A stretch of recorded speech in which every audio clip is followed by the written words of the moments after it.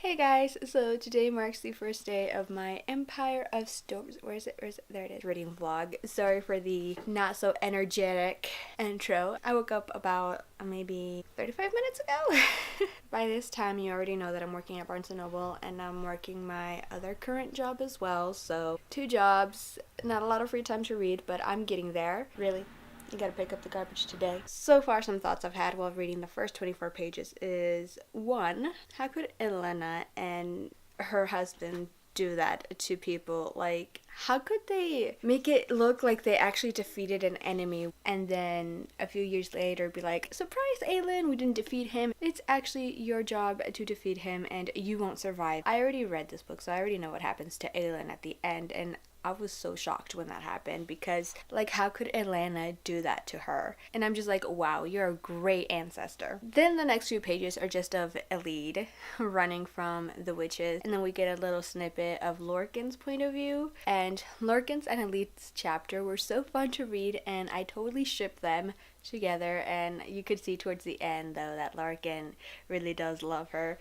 But I'm getting ahead of myself. I will try to finish this book by no, not next week. Next week is actually my busiest week. I work a lot. I want to finish it by the week after next week on Sunday. I think I can manage that. If I pace myself correctly, maybe read 150 pages a day, I might even be done by next week. So I'm gonna do that. I'm gonna separate the pages. I'm gonna carry it with me all the time and just make sure I've got enough reading time to do this. So now that I've said that, I'm actually gonna go do that tab thingy. I'm actually gonna do some errands with my mom and my little sister, and it's also Team minus 3 days for my sister's wedding. We're doing a lot of last minute wedding decorations and clothing and alignments. I feel like alignments, it's a car term, but you know what I mean. And I'll see you guys after I've read some of Empire of Storms, which will probably be later. Hey guys, so today is Friday, the 7th of September, and it's T minus 1 day for my sister's wedding. It is tomorrow, so I'm really excited. I got my lashes done and I have all this face because rehearsal dinner is today as well. So I'm just doing a little update on my Empire of Storms reading vlog. I haven't even gotten to page 150, so that's lacking. I believe I'm like on page 75, 78, around there. We already had the meeting with Darrow, and can I just say how much I hate him? Like, how can you say that to Aelin? Like, no. Check yourself, man. Check yourself. The throne ain't yours. The queen is back. During that entire scene, all I wanted to do was freaking punch Darrow in the face. Come on, how can you say that to Selena? Like, you can't. I think that's all I wanted to say about that part. I left off where Manon and the other 13 are going to, I think, kill Dorian. I can't remember if they just want to destroy the city or they're planning on killing him. I honestly cannot remember what it is that's going on. Anyways, that's happening. Manon is getting ready to invade and Rowan is on his way to save Dorian.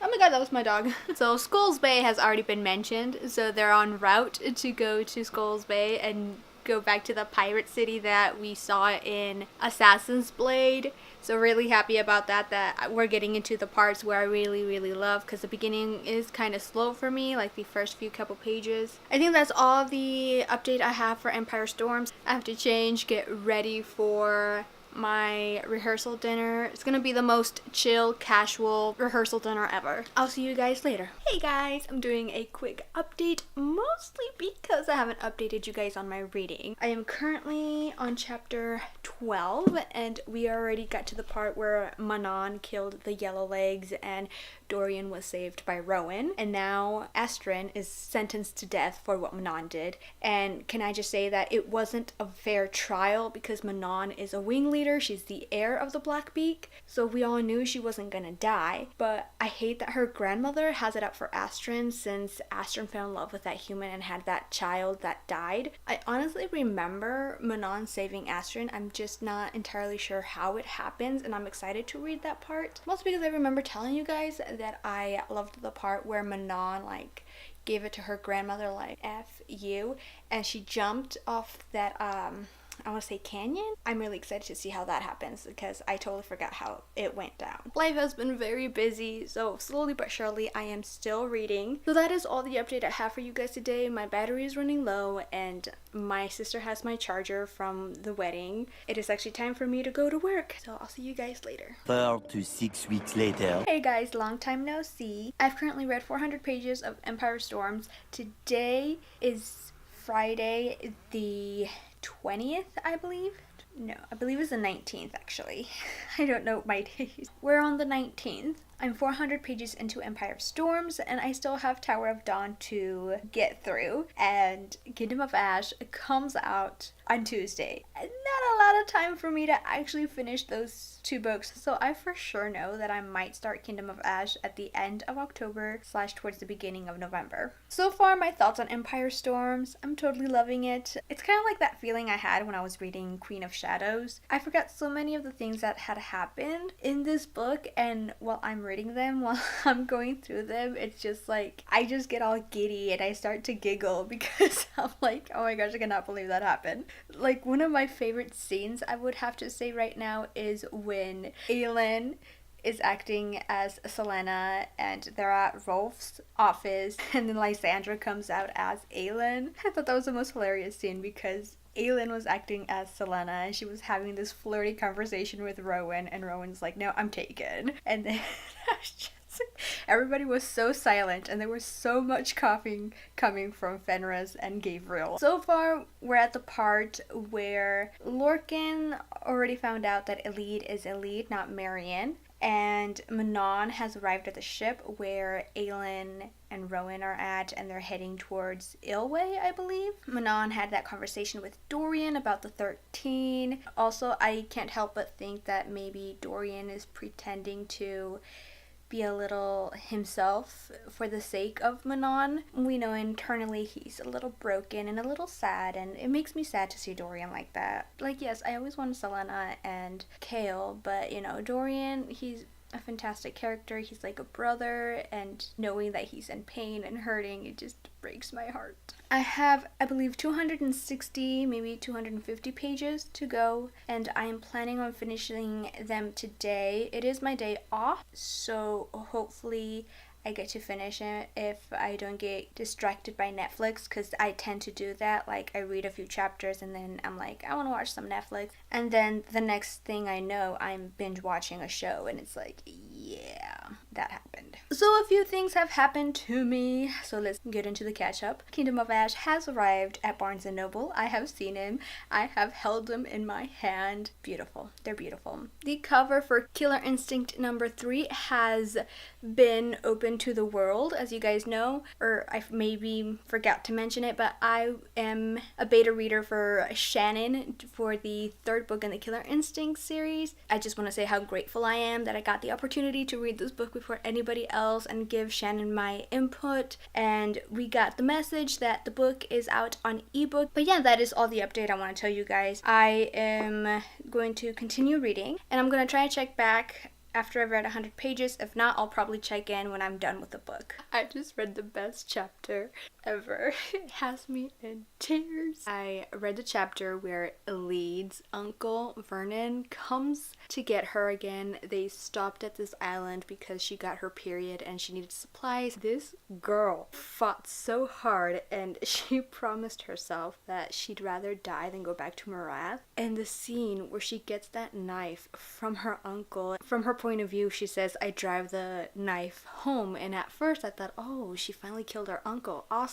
But I had forgotten that she got the knife to kill herself. And oh my god. It was just so emotional. And then Lorcan finally going over to try to save her. Right now, I just finished reading Lorcan's point of view where they're going back to the boat and Elide finally shows him the stone. This is when our little Lorcan is finally admitting that he's falling in love with her, even though he won't admit it to himself. He's like, I made a promise to protect you. I will not break it, Elide. I will always find you. Promise. And I'm like, you promise, because you love her. I love Lorcan and Elide. They're like my favorite OTP. But yeah, I'm actually gonna finish this chapter. Other than that, I'm gonna continue reading. Okay, so I just read the last chapter, chapter 50, and Elliot goes up to Lorcan and says, "I will always find you too," and kissed him on the cheek. And correct me if I'm wrong. I mean, I probably listened to the audiobook version of that part. But didn't Aelin and Rowan say that to each other? And that was part of like their mating ritual? So doesn't that mean that Lorcan and Elliot just mated without even realizing it? Like, is that a thing that just happened? Did they just mate each other? I want Lorcan. You can have Rowan. I want Lorcan. I could continue to read. I just love that. But correct me if I'm wrong, because I feel like that's like the mating ritual, like that promise to find them anytime, anywhere, whatever it takes. Isn't that part of the mating ritual? Hopefully it is, because it would be so nice if Lorcan and Elide were mated. Absolutely gorgeous. Okay, I'm gonna go back to reading now. I am one page away from chapter 58, and I just read the part where Lorcan and Elide meet up with Aelin and Rowan and all those shenanigans, and everybody now knows that Lorcan and Elide are an item, was because Lorcan is very territorial. You know how females are very territorial. I like the scene where Manon is telling Lorcan not to touch her. Lorcan's like, "You don't give me orders, witch." Elide is like, "Stop it, you're making it worse." And then Aelin's like, "We'd like to call it territorial male nonsense or territorial fey bastard." Rowan coughs in the background, and Aelin is just like, "What, am I forgetting another term of endearment?" And Rowan's like, "No, you pretty much covered it." So I was laughing so hard at that because I love how Rowan and Aelin's relationship is like that. Like, it's so funny. I love it. I finished Empire of Storms. Today is Sunday, the 21st of October. I had forgotten so much about that ending. Like, a few details did stick. Like, I remember Aelin being put in that coffin by Maeve, and I do remember Gabriel and Lorcan severing the bond with Maeve as well. But I had forgotten what had happened in between that to where I left off from the last place I told you guys I was at. Like, I totally forgot about the mirror and how Aelin and Manon went into it, and they learned everything that they had to learn about the lock and the keys. And we learned that because Elena was the self-righteous and wanted to be known for winning a war or whatever, stole her dad's lock and sealed Erewhon in this coffin thing, or his tomb or whatever, and she wanted to be this queen to end all the wars, but her father had this plan in motion already. He knew what he was going to do with that lock, and Elena was just a brat. But that's just not how it was gonna work. That was not the plan. The only way now to stop Erewhon is for Aelin to sacrifice herself, for her to use her lifespan to create another lock, and now Aelin is never gonna bear children, and she's never going to be with Rowan again, and she knew this. Of course she knew this, and she didn't tell anybody. And then I also remembered the part where Lysandra's gonna take over being Aelin. It was just a very emotional ending. Like, the last few chapters I was on edge. I was like, I cannot believe Aelin is gonna go through this. I cannot believe Aelin cannot catch a break. Why, Sarah? Why can't Aelin just have a moment of happiness? Why can't she just be happy? Why can't we end this war and let her and Rowan have all the children? So now I'm super excited for Kingdom of Ash because I want to know what's gonna happen. Aelin has to sacrifice herself. There is no way around it. It was the curse that the whatever evil thingies told Elena that because of her mistake, that someone from Malah's line was gonna be the one to forge the key. It was either gonna be Dorian or Aelin, but Aelin has fire. Therefore, it was her all along. Dorian can't do it. And I keep thinking that maybe they'll find a way around it, and maybe they'll use someone else from Malah's line. There's not gonna be a happy ending to this. Someone's gonna die. I'm really hoping Aelin is not the one that dies.